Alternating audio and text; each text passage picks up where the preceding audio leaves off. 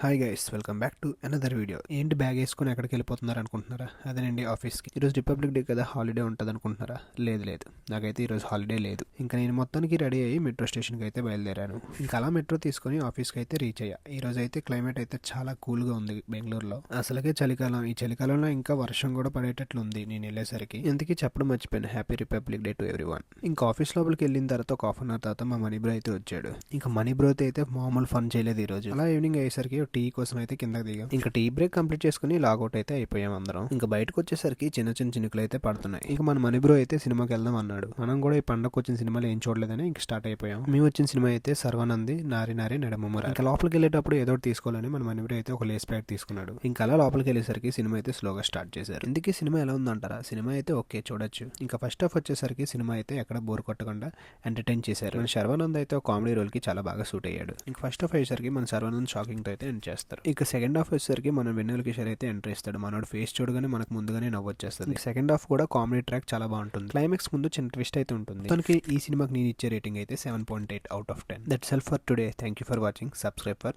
More videos.